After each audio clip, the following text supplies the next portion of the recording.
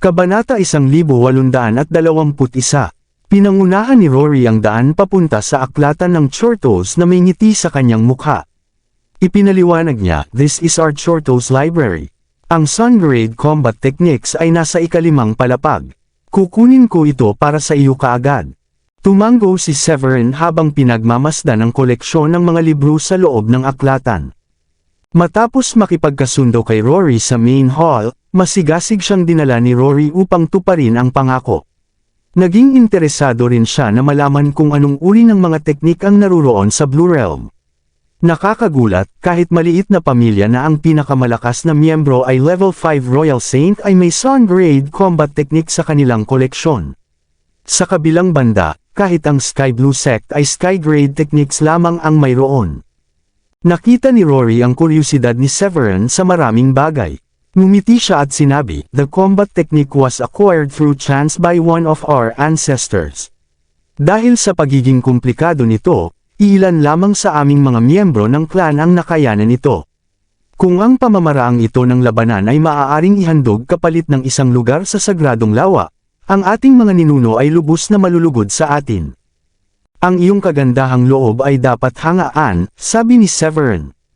Karamihan sa mga pamilya ay pinipiling itago ang ganitong kayamanan. Pagkatapos ng lahat, mapapalakas nito ang kakayahan sa pakikipaglaban ng mga miyembro ng clan kapag naipasa, katulad ng ilang espesyal na pagsasanay.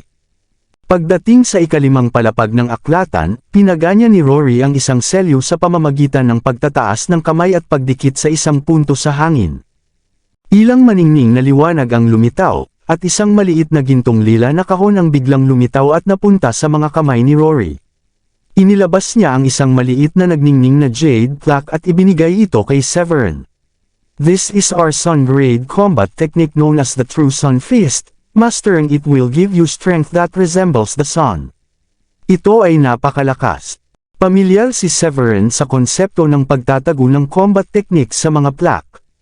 Kinuha niya ito mula kay Rory, na tumango, at sinimulang tiyakin ang pagiging tunay nito. Pagkatapos noon, ginamit niya ang kanyang mental power upang maunawaan ang nilalaman nito.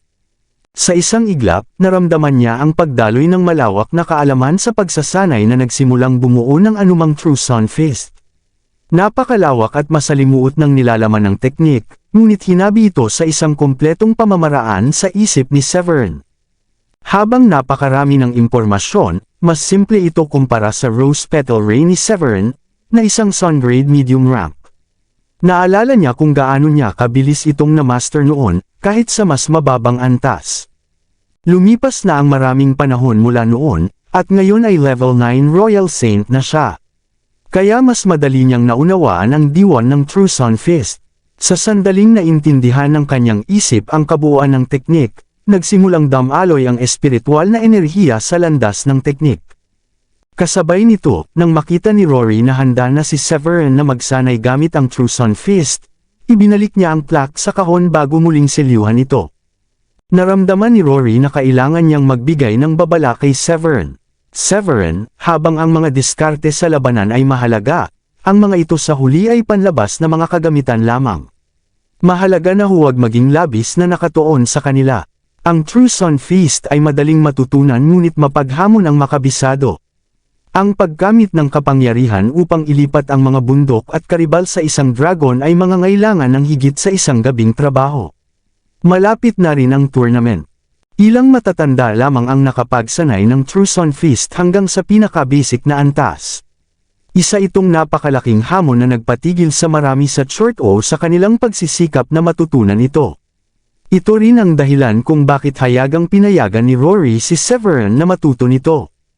Pero hindi narinig ni Severin si Rory dahil sobrang nakatutok siya sa pag-unawa sa teknik.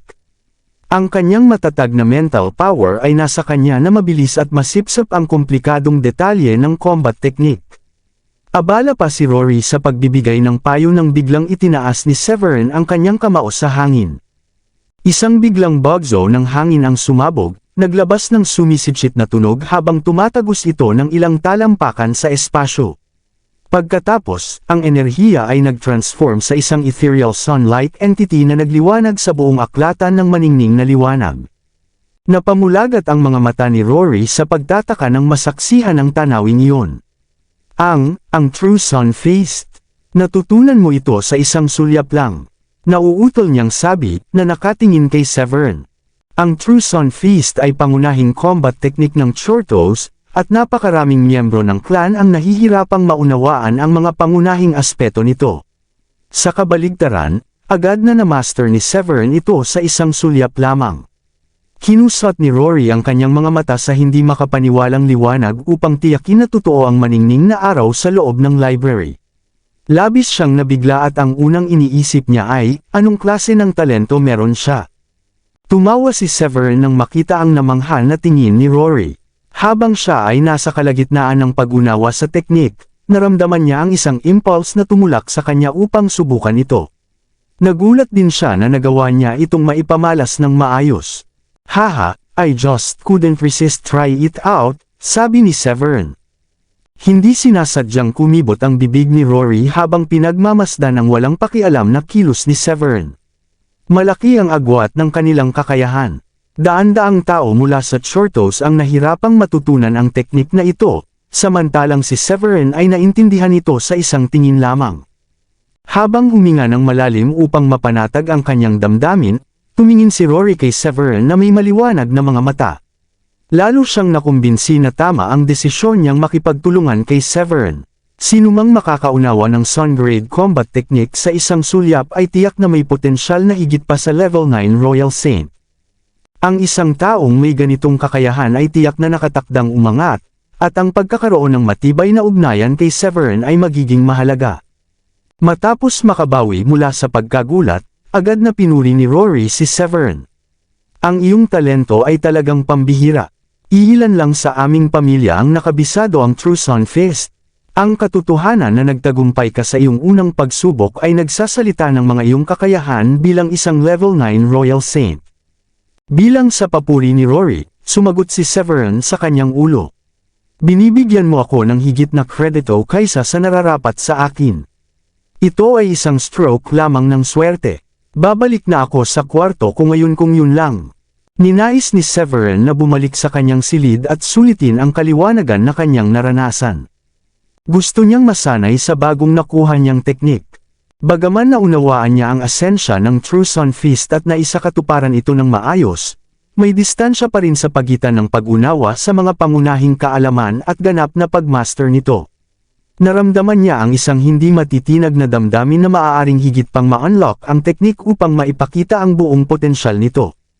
Marahil maaari niyang tunay na gawing araw ang kanyang kamao, at ang lakas na mayroon siya noon ay maaaring sapat na upang gumuho ang mga bundok. Please sandali lang, tawag ni Rory kay Severn bago pa ito makaalis. Binuksan niya ang selyo gamit ang isang galaw tulad ng dati at kinuha ang ilang mga plaka mula sa aklatan. Ang mga plak ay lumutang sa harap ni Severn, at bawat isa ay may malabong aura na nagpapatingkad sa kanila. Tiningnan ni Severn ang mga ito, at alam niyang naglalaman ito ng mga combat technique. Medyo nagulat siya nang makita ito dahil ang kasunduan nila ni Rory ay para tulungan sila, at kapalit ng isang Sun Grade combat technique, at wala nang iba. Ang 7 o higit pang plak na lumulutang sa harap niya ay nagudyok sa kanya na tanungin si Rory, "What are these for?" Isaalang-alang ito bilang isang regalo mula sa akin at sa iba pang mga miyembro ng iyong grupo. I hope you'll accept them without reservation, sagot ni Rory na may banayad na pagwagayway ng kamay. Habang papalapit ang mga plaka kay Severn, nagpatuloy siya. Naniniwala ang aming pamilya na pantay-pantay ang pagtrato sa lahat ng honorary elders, ngunit ang mabilis mong pag-unawa sa True Sun Feast ay nagpalakas ng aking pagtitiwala sa iyo para sa nalalapit na paligsahan sa sagradong lawa. Naalala ang tanawin na nasaksihan ni Rory, tiyak na ang mga individual tulad ni Severn ay tiyak na aangat sa kadakilaan. Sa pamamagitan ng pagtatatag ng matibay na pagkakaibigan ng maaga, maaaring magkaroon ng pagkakataon ng Chortos na makamit ang mas mataas na tagumpay. Dahil dito, nagpasya siyang ilaan ang lahat ng kanyang pagtitiwala kay Severn at ialok ang ilan sa mga teknik ng Chortos sa kanya. Bagaman maaaring hindi interesado si Severn sa kanilang mga teknik, maaaring maging kapaki-pakinabang ito sa iba pa sa kanilang grupo. Ang kabutihang ipinakita niya kay Severin ay maaaring magbunga sa hinaharap. Kapag nagtagumpay si Severin, hindi na lamang pangarap para sa kanila na lisanin ang Nunto City. Kailangan lamang nila ng kaunting suporta mula kay Severin. Dumating ang mga kilos ni Rory bilang sorpresa kay Severin. Gayunpaman, agad na naunawaan ni Severin ang kanyang intensyon. Tiningnan ni Severin ang mga lumulutang na plaque sa harap niya at tinanggap ang mga ito na may ngiti. Maraming salamat po. Naglaho ang kaba sa mukha ni Rory. Malugod kang tinatanggap. Huwag mag-atubiling bisitahin ang library kahit kailan mo gusto. Maaari mong ma-access ang maraming mga diskarte sa labanan at pagsasanay sa pagsasanay dito. Pagkatapos, kinuha ni Rory ang isang token na kasing laki ng palad mula sa kanyang bulsa at iniabot kay Severin. Don't mind if I do then, ngiti ni Severin. Para sa tala, kakaunti lamang sa mga elder ng Chortos ang binigyan ng ganoong kasama, lalo na ang mga honorary elder na sa asensya ay mga estranghero. Kung matuklasan ng iba pang mga elder iyon, malamang ay maiinggit sila at idudulog kay Rory. Gayunpaman, alam ni Severin na ang mga dagdag na ibinigay na sa kanya ay pangunahing dahil sa bilis ng kanyang pag-unawa sa True Sun Fist. Nagkaroon si Rory ng bagong paghanga at paggalang sa kanya dahil dito. Matapos ibigay kay Severin ang mga plaque, ngumiti si Rory at sinabi, I'll let you rest then. Pag-alis ni Rory, muling tumutok si Severin sa mga plaque at sinimulan ng ilan sa kanyang espiritual na enerhiya dito. Mabilis na nahayag ng kanyang mental power ang nilalaman ng Jade Sleep. Lahat ng teknik ay Sun Grade High Rank na may mga pangalang 7 Slash, Blue Rex Point, at Dark Shroud Shield. Namangha si Severin sa mga ito. Hindi kailanman nagkaroon ng Skyblue sect ng ganitong mga teknik. Pinagtibay nito ang kanyang paniniwala na ang lakas ang pinakamahalaga at pinakamakapangyarihan sa Blue Realm. Naalala niya ang kanyang pagdating sa tahanan ng Chortos noong nakaraang araw.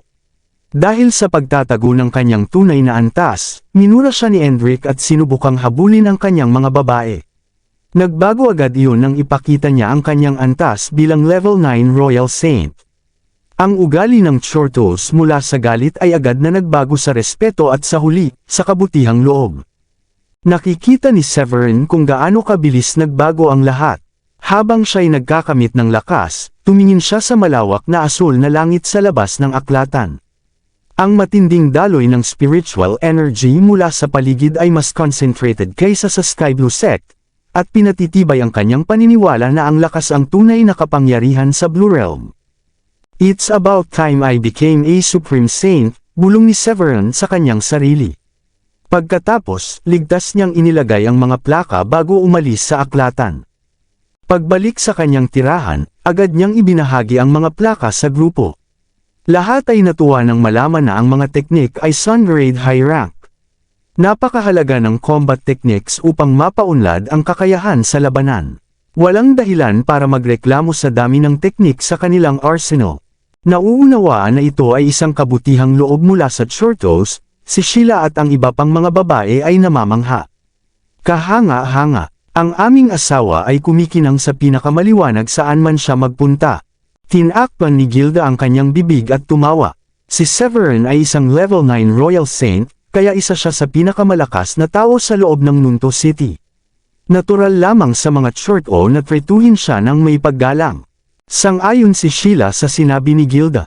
Tumingin siya kay Severin na may kinang sa mata at nagmumungkahi ng bahagya. Bakit hindi rin natin isiwalat ang ating tunay na kapangyarihan? Pagkatapos ay magagawa natin. Pinukaw ng sinabi ni Sheila ang excitement ni Diane, Gilda, at Sofia. Ngunit tinanggihan ito ni Severin na may nakangiting-ngiti. Huwag tayong masyadong magtiwala, Sheila. Hindi pa rin natin alam ang mga detalye ng paligsahan na ito, at kung ang ibang mga pamilya sa Nunto City ay may tulong din sa labas. Kailangan ko kayong lahat na maging alas ko sa butas. Kabanata 1825. Sang-ayon sina Felipe at Woolrich sa pananaw ni Severin. Tumayo si Woolrich mula sa kanyang upuan at tumingin ng seryoso sa mga babae. Tama si Severin. Hindi ito ang panahon para maging mayabang. Maaaring kilalang mga figure ang level 9 Royal Saint sa Skyblue sect, ngunit hindi sila makapangyarihan sa Blue Realm. Huminto si Woolrich upang bigyang diin ang sinabi at nagpatuloy. At hindi pa natin nakalimutan ang katotohanan na ang Grundy Uno sect ang may karapatan sa Sacred Lake. Ang katotohanang ibinigay sa kanila ng Chortos ang mga Sun-grade high-rank combat techniques ay palatandaan na kailangan nating maging maingat. Kahit ang Sky Blue sect ay hindi nakakakuha ng ganitong mga teknik.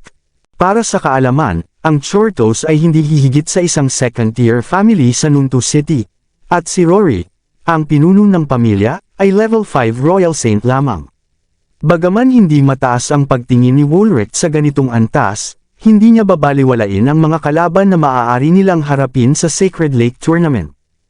Tulad ng sinabi ni Severin, kung ang Chortos ay maaaring humingi ng tulong mula sa labas, malaki ang posibilidad na ang iba pang pamilya sa Nuntu City ay maaari ring gawin iyon. Ang pagsisiwalat ng kanilang mga antas ay maaaring magdulot ng takot sa loob ng Chortos, at magudyok din sa ibang mga pamilya na gumawa ng hakbang laban sa kanila. Nakita ni Sheila ang seryosong ekspresyon ni Woolrich at ngumiti ng bahagya kay Severin. Hehe, hindi naman ako seryoso tungkol doon. Magpatuloy tayo sa training, mga babae. Pinili ni Sheila ang plaque na pinakanagkop sa kanya at umalis. Matapos pumili ng lahat, naghanda si Severin na mag-isa rin. Bago pa man, mula sa kanyang pinakabagong pag-unawa sa teknik, plano niyang ipagpatuloy ang pag-train sa True Sun Fist. Layunin niyang maunawaan ang pundasyon ng Sun-grade combat technique bago ang Sacred Lake Tournament. Ang pagkakaroon ng dalawang Sun-grade combat techniques ay nagpapataas lamang ng kanyang tsansa sa tagumpay.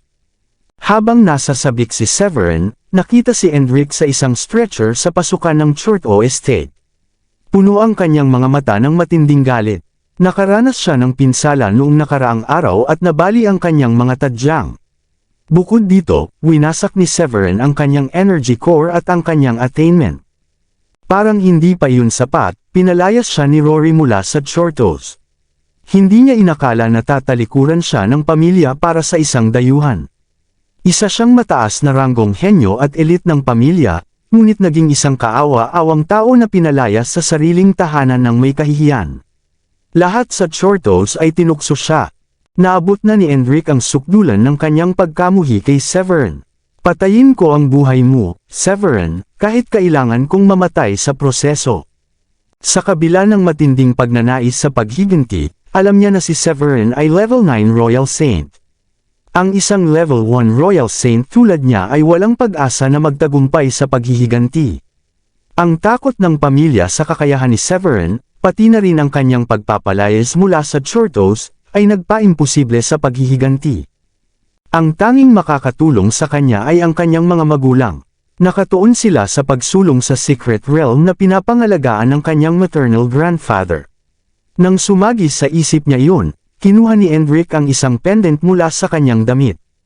Ang kanyang malungkot na ekspresyon ay sumasalamin sa malamig at mapanirang hangarin, at inactivate niya ang communication pendant bago ituloy ang kanyang bersyon ng pangyayari ng may ilang pagpapalabis. Sa loob ng Walpon Secret Realm sa Nuntu City, isang matandang lalaki na may malaking pangangatawan ang nagpapahinga sa isang lakeside pavilion. Nag-e-enjoy siya sa pamimingwit gamit ang bamboo pole. Ang lalaki ay may malakas na aura sa paligid niya. Sa bawat paghinga niya, ang lumilipad na enerhiya sa paligid ay dumadaloy papasok sa kanyang katawan, na lumilikha ng maliwanag na umiikot sa loob niya. Nakaupo sa tabi ng lalaking nasa gitnang edad ang isang magandang babae na nasa edad 40, ipinakita ng kanyang anyo na malaki ang ginugol niyang oras at pagsisikap upang mapanatili ang kanyang kagandahan. Ang dalawang iyon ay ang mga magulang ni Endrick. Ang lalaking nasa gitnang edad na si Zind ay manugang ng Walpons. Ang babae namang si Delay ay anak ng Walpons. Ang Walpons ay isang kilalang pamilya sa Nuntu City, at ipinagmamalaki nila ang pagkakaroon ng ilang level 9 Royal Saints dahil sa kanilang mataas na katayuan. Sa paghahambing, mas simple ang estado ng Chortos. Pinili ni Zind na kasama ng Walpons ilang taon na ang nakalipas upang mapabilis ang kanyang personal na pag-unlad. Bagaman ipinanganak si Endrick sa Walpons, hindi niya minana ang apelyido ng Walpons at pinalaki siya sa Chortos mula pagkabata. Dahil parehong nakabase sa Nuntu City ang Walpons at Chortos, minsan-minsang dinadalaw ni Zind si Endrick kapag may oras. Mula pagkabata, pinalaki si Endrick ng may labis na pagkalinga ni Delae, at ang kakulangan ng mahigpit na disiplina sa paglipas ng mga taon ang humubog sa kanya bilang isang mayabang na pasaway. Maraming sakit ng ulo ang dinanas ni Zind dahil dito. Habang papalapit ang Sacred Lake Tournament, sa wakas ay nakatanggap si Zind ng isang 5th grade high rank kill matapos ang mahigit isang dekada ng pananatili sa Wolpans. Matapos ang kalahating buwang pag-eensayo, matagumpay siyang nakalusot patungo sa Level 7 Royal Saint. Matapos maranasan ang malakas na kapangyarihan sa loob ng kanyang katawan, kinilala ni Zind na ang kanyang mayabang na anak ay nagawa man lamang mapasaya ang kanyang asawa at biyenan. Lumapit si Delae kay Zind at sinabi na matagal na nang huli nilang makita si Endrick. Dapat kang manghuli ng 2 spirit fish mula sa Clear Spirit Lake bilang regalo sa kanya. Ang mga spirit fish na ito ang ating specialty, at mabuti na lang at nakalusot ka sa Level 7 Royal Saint ilang araw na ang nakalipas. Masaya ang ama, at nagpasya siyang ibigay ang 2 sa mga isdang iyon kay Endrick. Tumango si Zind at marahang inihagis ang kanyang sarili na kasangkapan, isang bamboo pole. Matapos ang sandaling paghihintay, nahila niya ang isang ginintoang spirit fish na katumbas ng isang warrior king. Ang bamboo pole ay nagdulot ng mga malalakas na alon sa lawa, na bumubuo ng kanilang transparent na pader ng tubig. Ang mga pader ng tubig na iyon ay kasing tibay ng bakal, at matagumpay nilang ikinulong ang ilang spirit fish. Itinaas ni Zind ang kanyang kamay at ginamit ang enerhiya upang ilabas ang kanilang isda mula sa pader ng tubig. Sa sandaling iyon, nakikita niya na kumikislap ang communication pendant na nakasabit sa kanyang baywang, kaya't ipinadala niya ang kanyang mental power dito. Nang makita niya ang mensaheng ipinadala ni Endrick, biglang nagbago ang kanyang ekspresyon. Pinalayas ni Rory si Endrick mula sa Chortos. Namutla ang kanyang mukha sa gulat habang binabasa pa niya ang mensahe. Isang Level 9 Royal Saint. Paano na-provoke ni Endrick ang ganitong kalakas na tao? Nang marinig na may nangyari kay Endrick, agad na inagaw ni Delae ang communication pendant mula sa baywang ni Zind at nagtatag ng koneksyon kay Endrick. Nang marinig na nabali ang mga tadyang ng anak at winasak ang kanyang attainment at energy core, bumagsak ang ekspresyon ni Delae. Binalot siya ng malamig na paghihiganti. Sinong tanga ang lumumpo sa iyo at sumira sa iyong attainment? Severin ba ang pangalan niya? At dumating lang siya sa Nuntu City kahapon. Hindi mahalaga kung sino ang Severin na ito, sisiguraduhin kong mamamatay siya sa masakit na paraan dahil sa ginawa niya sa iyo. Mariing nagngit-ngit si Delae matapos basahin ang mensahe. Ibinigay niya ang communication pendant kay Zind at agad na lumipad paitaas ng may determinasyon. May Level 9 Royal Saint din ang pamilya namin. Hihingi ako ng tulong sa aking ama. Samantala, puntahan mo muna si Endrick. Sisiguraduhin nating makapaghiganti ang ating anak, sigaw ni Delae. Pinanood ni Zind habang umalis si Delae. Ang malamig na mga salita niya ay patuloy na umalangaw sa kanyang mga tainga, at lumipad siya mula sa gitna ng lawa na hawak ang fishing rod. Dahil matagal na siyang naninirahan kasama ng Wolpans, hindi siya maituturing na opisyal na bahagi ng Chortos. Gayunpaman, lihim niyang tinutulungan ang Chortos sa loob ng maraming taon, at ang tulong na iyon ang nagbigay daan sa kanyang anak na gamitin ang apelyidong Chorto at manirahan sa loob ng pamilya. Hindi inasahan ni Zind na ang kanyang pagsasanay sa loob ng secret realm ng Wolpans ay magbibigay ng pagkakataon sa iba na saktan si Endrick. Higit pa rito, winasak ng gumawa ng parehong attainment at energy core ni Endrick. Ang mga kilos na iyon ay ipinakita na maliit ang paggalang ng taong iyon kay Zind. Dahil dito, lalo pang nag-alab ang kanyang galit at umakyat siya na may nakamamatay na ekspresyon. Paglabas mula sa Wolpans, mabilis niyang tinahak ang daan patungo sa Chortos. Hindi nagtagal at nakarating si Zind. Ang unang nakita niya ay si Endrick na binubuhat sa isang stretcher. Ang kalagayan ni Endrick na malubha ay nagdulot kay Zind ng labis na galit. Bagaman hindi makagalaw, tuwang-tuwa si Endrick nang makita ang pagdating ni Zind. Dad, sa wakas, nandito ka na. Sinuri ni Zind ang mga sugat ni Endrick at namula siya sa galit. Sa kanyang pagkabigla, wala na ang anumang bakas ng attainment sa katawan ni Endrick. Lalong naging mabigat ang kanyang ekspresyon. Kumuha siya ng 2 healing pills mula sa kanyang balabal at pinakain kay Enric para hindi lumala ang pinsala. Pagkatapos, gumalaw ang kanyang kamay at itinataas ang stretcher gamit ang invisible force. Dadalhin kita para makaharap si Rory. Gusto kong ipaliwanag niya kung bakit niya pinayagan ang nangyari. Anuman ang dahilan, sisiguraduhin kong babayaran niya ang kanyang ginawa. Habang nagsisimula ang healing pills na maibalik ang katawan ni Enric, naalala niya ang araw na nasaktan siya ni Severin. Nasaksihan niya ang napakalakas na kapangyarihan ni Severin bilang level 9 Royal Saint, at alam niya na ang lakas ni Severin ay lampas pa kay Zin. Ang agarang pakikipaglaban ay magreresulta lamang sa kamatayan para sa pareho.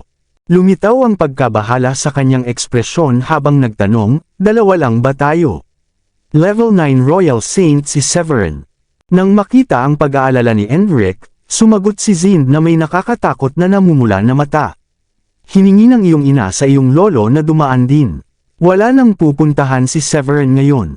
Dinala niya si Enric sa stretcher at lumipad diretso sa gate ng Chortos. Pagpasok nila, naglakad siya diretso papunta sa main hall. Samantala, si Severin ay nag-iisa sa isang tahimik na silid sa loob ng Chortos Estate. Napapaligiran ang lugar ng mga protective formations.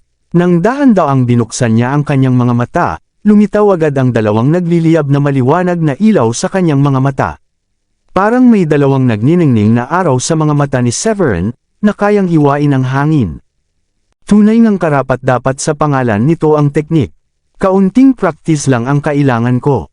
Ngayon, kasing talas ng aking mga mata ay parang hindi kayang tiisin ng kahit na isang Royal Saint ang aking hampas. Pagkatapos, sinabi ni Severin, tanging mga practitioner na umabot sa level 9 Royal Saint at may hawak na spiritual weapons ang makakatunggali sa akin. Pagbalik mula sa library noong umaga, agad na nag-isolate si Severin matapos maunawaan ang asensya ng True Sun Fist. Kitang-kita ang resulta sa loob lamang ng kalahating araw. Ang kanyang mga suntok ay humihiwa sa hangin na parang talam ng hangin, at ang kanyang kakayahan sa labanan ay tumaas ng maraming ulit. Bagaman makapangyarihan ang level 9 Royal Saint sa Nuntu City, naramdaman ni Severin na baka kaya niyang magtagumpay kahit humarap sa 7 o 8 sa kanila. Natutuwa sa kanyang pag-unlad, sinuri ni Severin ang kanyang energy core at napansin na ito ay sumisipsip sa paligid ng spiritual energy na parang gutom na hayop. Gayunpaman, wala pa ring palatandaan ng breakthrough. Napabuntong hininga siya at sinabi, "Hindi pa rin ito gumagana. Mukhang may hadlang na pumipigil sa akin sa bawat pagtatangka kong mag-breakthrough." Hindi kataka-taka na sinabi ng magkapatid na Chorto na ang mga Supreme Saint ay iba sa ordinaryong practitioner. Ang Supreme Saints ay isang hakbang lang ang layo sa pagiging Paragon. Dahil ang hakbang na iyon ay tila isang bangin na hindi niya kayang tawirin, nadismaya si Severin at itinigil ang kanyang pagtatangka. "Mas mabuti sigurong mag-focus na lang ako sa paghahanda para sa tournament." Muling pumikit siya upang ipagpatuloy ang pag-eensayo, ngunit bago pa siya makapag-focus, isang malakas na sigaw ang umalangaw mula sa labas ng kanyang silid. "Lumabas ka rito at ipaliwanag ang sarili mo, Rory." Napalingon si Severin sa ingay. Napabuntong hininga siya nang walang magawa, iniisip na baka may nagtatangkang maghiganti sa Chortos. Bilang isang honorary elder, gayunpaman, hindi ito ang kanyang pangunahing alalahanin. Ang pangunahing layunin niya ay magtagumpay sa pagkuha ng pwesto sa Sacred Lake sa darating na Sacred Lake Tournament. Habang naghahanda siyang ipagpatuloy ang kanyang pagsasanay, umalangaw ang mga boses ni Rainier at Frostia mula sa labas ng courtyard. "Masamang balita, Kuya Severin. Kailangan mong tumakas kaagad." Ipinadala ni Severin ang kanyang mental power upang siyasatin ang kaguluhan sa labas. Naglalakad ng nerbyoso sina Rainier at Frostia sa pasukan, at ang kanilang pag-aalala ay nagpabatid din sa iba. Lumabas si Woolrich at ang grupo mula sa kanilang mga kwarto habang sina Sheila at ang mga babae ay pinawi ang formation upang makapasok ang magkapatid. Binuksan ni Severin ang kanyang pinto upang tanungin kung ano ang nangyayari. Huminga ng malalim si Rainier habang pumasok sa courtyard at sinabi, "Elder Severin, kailangan niyo lahat." Ang malinaw na pagkabahala ni Rainier ay nag-udyok kay Woolrich na tanungin, ano ang nangyayari. Si Rainier, na halatang nenervyos pa rin, ay sumagot, dumating si Endrick kasama ang kanyang ama. Maraming salamat sa lahat ng sumusubaybay. Please subscribe and follow my YouTube and Facebook channel, Filipino Novel. Maraming salamat po. Sa simula, inakala nila na ang Chortos ay nakaharap sa isang makapangyarihang kalaban, ngunit ipinaliwanag ni Rainier na ang sanhi ng kaguluhan ay wala nang iba kundi si Endrick. Hindi napigilan ni Woolrich na tapikin ito sa balikat habang pabirong sinabi. Akala ko may malalang krisis pero lumalabas na si Endrick lang ang nagsumbong sa kanyang ama. Hindi binigyan ng seryosong pansin ni Woolrich ang babala ni Rainier. Marami na siyang naranasang ganitong sitwasyon, at ang pagdating ng isang level 9 Royal Saint ay hindi siya natakot. Pagkatapos ng lahat, may 7 level 9 Royal Saints ang Sky Blue Sect, kasama sina Woolrich at Severin. Tunay na makapangyarihan sila sa Nunto City, kaya ang ginawa ni Endrick ay malamang na hindi makakagawa ng takot o pag-aalala sa kanila. Si Felipe naman ay nanatiling kalmado. Tiningnan niya si Rainier at nagtanong, alam mo ba kung anong attainment ang ama ni Endrick? Nakinig ng mabuti sina Severin at ang kanyang mga asawa sa paliwanag ng magkapatid, ngunit ang kanilang mga kalmadong kilos ay labis na kabaligtaran sa pagpanik ng magkapatid. Palala ng palala si Rainier habang nararamdaman ang pagiging walang pakialam ng grupo ni Severin. Mas naging madali ang tono niya nang sabihin, tigilan niyo na ang pagiging pabaya. Ipinagdarasal ko sa inyo, napakaseryosong bagay ito. Pagkatapos ay mabilis niyang ipinaliwanag, alam kong baka hindi ka natatakot sa isang level 7 Royal Saint tulad ni Zin, ngunit may suporta siya mula sa Wolpens. Pangalawa sila sa ranggo sa Nunto City. Si Irvine Wolpen, ang kasalukuyang pinuno ng pamilya, ay isang level 9 Royal Saint. May 9th grade spiritual weapon din ang Wolpens. Pati ang mayor ay iniiwasan silang harapin. Habang nagsasalita, mas lalong nag-alala si Rainier at kitang-kita sa kanyang mga mata ang pangamba. Ang Wolpens ay isang first-tier na pamilya at kapantay ng mayor. Sa 3 level 9 Royal Saints sa kanilang hanay, mas malakas ang Wolpens kaysa Chortos. Pinag-isipan ng mabuti ni Rory ang pagpapalayas kay Endrick. Pagkatapos ng lahat, hindi na opisyal na miyembro ng pamilya si Zin, at ang kay-abangan ni Endrick ay nakagambala sa kanilang mga matatanda ng pamilya. Ang paggulo kay Severin ay naging perpektong dahilan para mapalaya si Endrick, dahil tiyak na magdudulot siya ng problema sa hinaharap. Gayunpaman, hindi inasahan ni Rory ang mabilis na pag-unlad ni Zin sa secret realm ng Wolpens.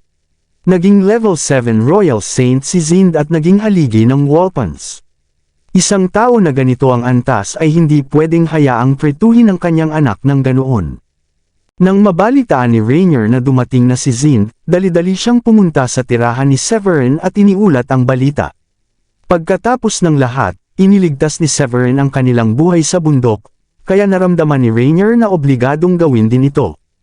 Ngumiti nang walang pakialam si Severin nang malaman ang sitwasyon, huwag kayong mag-alala tungkol sa amin.